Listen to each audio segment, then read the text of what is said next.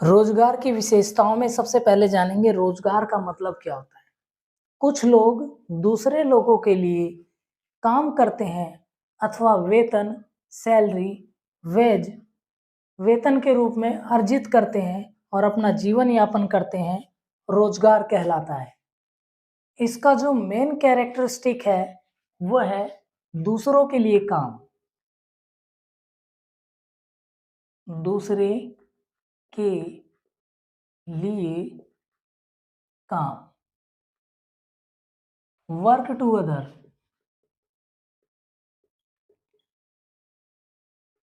जो व्यक्ति रोजगार के अंदर आता है या जो रोजगार करते हैं, वो हमेशा दूसरों के लिए काम करते हैं, चाहे वो काम कुछ भी हो। जैसे कि आप कहीं भी ऑफिस में जाते हैं, दूसरे के लिए काम करते हैं, तो ये आपका रोजगार के अंदर में आता है। आप हमेशा दूसरे के लिए काम करेंगे और खुद खुद जा करके जो भी टाइम होता है 8 से 10 घंटे स्पेंड करने का, 8 से 10 घंटे स्पेंड करेंगे और आपको वेतन रूपी आय जो भी होगा वो आपको जीवन यापन करने के लिए मिलता है। तो इसका जो सबसे पहला पॉइंट है वो आप लिखोगे, दूसरे के लिए काम करना और मुद्रा अर्जित करना या पैसे कमाना। दूसरों के लिए काम करना और पैसे अर्जित करना। दूसरा आता है व्यक्तिगत रूप से आपका होना जरूरी होता है। क्या होता है? व्यक्तिगत रूप से उपस्थिति। व्यक्तिगत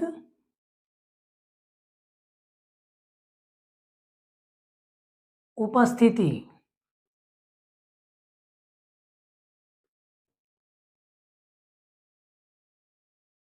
या फिजिकल प्रेजेंट,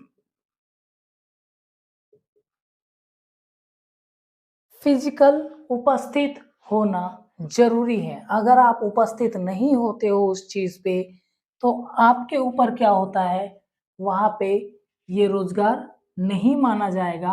आपका वहां फिजिकली प्रेजेंट होना बहुत ही जरूरी होता है, अथवा बिना आपको फिजिकली उपस्थित हुए वहां का कोई काम नहीं कर सकते। तो ये जो दूसरा जो पॉइंट है, ये इसकी विशेषता को दर्शाता है कि आप किसी के लिए काम करते हैं अथवा रोजगार प्राप्त करते हैं। दूसरा, एक एग्रीमेंट होता है। एक एग्रीमेंट होता है कि भैया तुम कहाँ से कहाँ तक, क्या से क्या, किस से किस टाइम, कितनी से कितनी सैलरी और कब से कब तक काम करोगे। ठीक है, एक एग्रीमेंट होता है। एग्रीमेंट को हिंदी में कहते हैं समझौता। एक समझौता होता है, एग्रीमेंट होता है।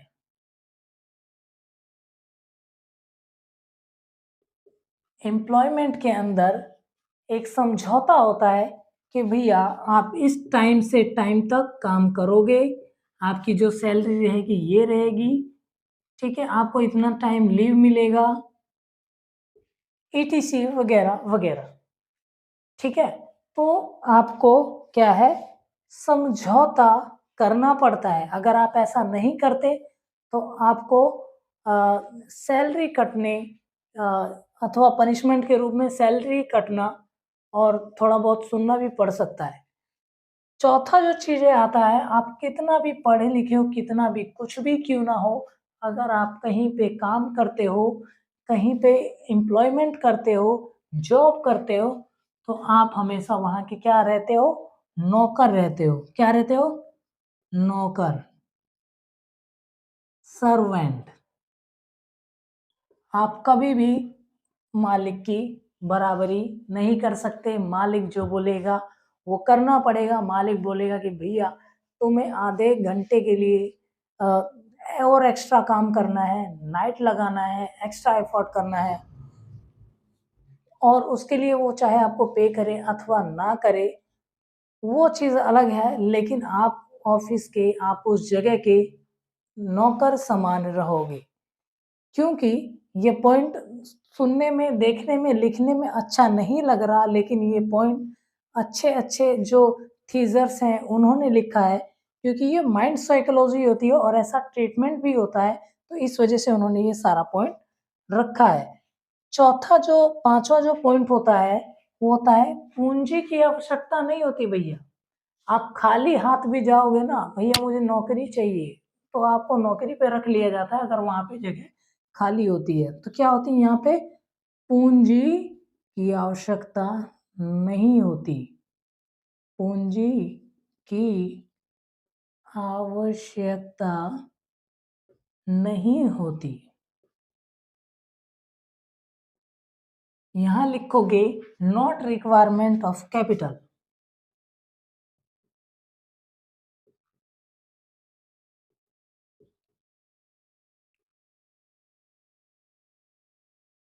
MENT।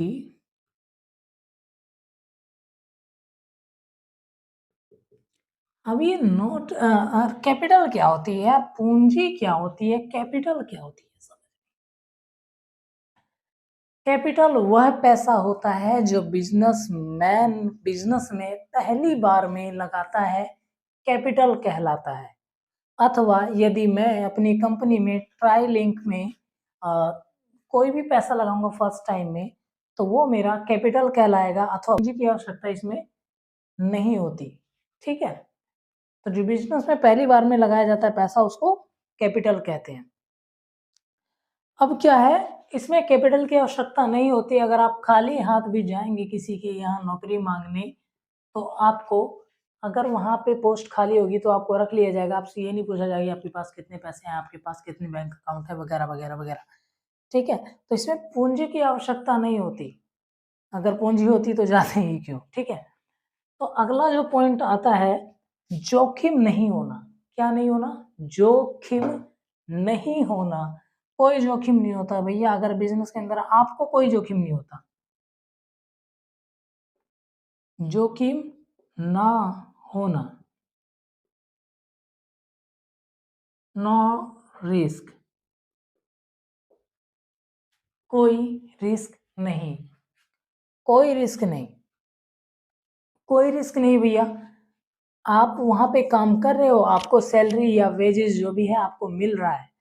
अगर आप चाहते हो कि आप छोड़ कर जाना चाहते हो, या फिर आपको मालिक आपको भगाना चाहता है, निकालना चाहता है, वो निकाल देगा। दोनों में से किसी का रिस्क नहीं है, दोनों को नौकरी मिल जाए। वो अपने लिए नया लड़का रख लेगा, आपको नया कहीं जॉब देखने को मिल जाएगा। तो दोनों को ही रिस्क ना के बराबर होता है। ये होता है रोजगार। फिर जो लास्ट पॉइंट आता है, nature of employer. Nature of employer, इसमें नेचर ऑफ एम्प्लॉयर भी देखा जाता है। एम्प्लॉयर का मतलब जो आपको रखता है, ये भी डिपेंड करता है। अभी जैसे कई सारी चीजें होती है इसमें, कि आप किस जगह काम कर रहे हो। ठीक है, नेचर ऑफ एम्प्लॉयर, मालिक की प्रकृति, मालिक की प्रकृति।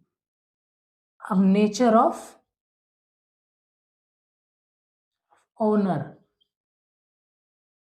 नेचर ऑफ ओनर में आता है कि आप एम्प्लॉय हो, आप एम्प्लॉय हो, कहाँ पे हो, किस जगह पे हो, कहाँ पे काम कर रहे हो। तो वो चीज, अब कई बार क्या है, कंपनियों में क्या होता है, मालिक का पता ही नहीं होता कि मालिक है कौन, देखते ही नहीं लोग। सीधा जाके जो मैनेजर होते हैं या HR मैनेजर होते हैं, या जो आपके ऑपरेशन हेड होते हैं वही होते हैं। मालिकों का आना जाना बहुत ही कम होता है। तो इसमें मालिक की जो प्रकृति होती है ये भी अलग अलग होती है। कईयों में क्या होता है, अभी जैसे आप गवर्नमेंट में हो, गवर्नमेंट में सर्विसेज कर रहे हो, प्राइवेट में कर रहे हो। अगर आप गवर्नमेंट में करते हो, गवर्नमेंट में करते हो, तो क्या होता है, आपको जो है मालिक से सामना बहुत कम करना पड़ेगा। मालिक का सामना होगा ही नहीं। जो भी आपके इंचार्ज होंगे या जो भी आपके HR होंगे, उनसे आपका सामना होगा। ठीक है, और निजी में होगा तो डायरेक्ट भैया, आप डायरेक्ट आपका मालिक से सामना हो सकता है, मैनेजर से सामना होगा। ठीक है, तो इसमें क्या है, नेचर ऑफ ओनर में आपका दो चीजें आ गए, government and PVT LTD, private limited. दो चीज की ये होती है, गवर्नमेंट हो सकती है आपके मालिक, आपका मालिक गवर्नमेंट हो सकता है, आपका मालिक प्राइवेट नौकरी वाले में से कोई कोई बॉस हो सकता है। तो इसमें ये ज़्यादा इम्पोर्टेंट तो है नहीं, लेकिन फिर भी आप अगर ये पॉइंट थोड़ा-सा समझे कि 2 ही ऑर्गेनाइज़ेशन है, प्राइवेट और एक गवर्नमेंट। और गैर सरकारी संस्था वाले या एनजीओ वाले भी इसमें अगर आप लिखना चाहो तो लिख सकते हो। तो जो आपके टोटल इसमें 7 पॉइंट बनते हैं। रोज़गार के अंदर क्या होता है, आप दूसरों के लिए काम करते हो, वर्क टू अदर होता है, आपका फिज़िकल उपस्थिति ज़रूरी होता है, आपको वहाँ पे उपस्थित होना बिल्कुल ही ज़रूरी है। जो तीसरा होता है समझौता होता है, एक एग्रीमेंट होता है कि आप कौन से टाइम में आओगे, कौन से टाइम में जाओगे, कितनी सैलरी रहेगी आपकी या कब तक काम करोगे। आप हमेशा वहाँ के नौकर बन के रहते हो, एज़ अ सर्वेंट आपको सुनना पड़ सकता है किसी भी छोटी-मोटी गलतियों के लिए। जो पाँचवाँ आता है, पूँजी की आवश्यकता नहीं होती आपको। पूँजी नहीं चाहिए रोज़गार के लिए, पूँजी बिल्कुल नहीं चाहिए, कैपिटल कोई नहीं पूछता आपसे कि आप कहीं भी रोज़गार कर रहे हो तो। जोखिम का ना होना, इसमें जोखिम बिल्कुल भी नहीं होता है, जोखिम ना के बराबर होता है, क्योंकि एज़ अ एम्प्लॉयर आप कहीं एम्प्लॉयी आप कहीं काम कर रहे होते हो। दोनों में से चाहे वो निकाल दे, चाहे आप निकल जाओ। लास्ट में आता है मालिक की प्रकृति। मालिक की प्रकृति जो होती है गवर्नमेंट और प्राइवेट जो भी है आपको, आप इसमें से समझ सकते हो, गवर्नमेंट और प्राइवेट लिख सकते हो कि इन्हीं दोनों के अलावा और कहीं आप अगर एम्प्लॉयी बन के रहना चाहते हो तो इन्हीं दोनों के अंडर में आओगे और इससे ज़्यादा कुछ नहीं है। ठीक है?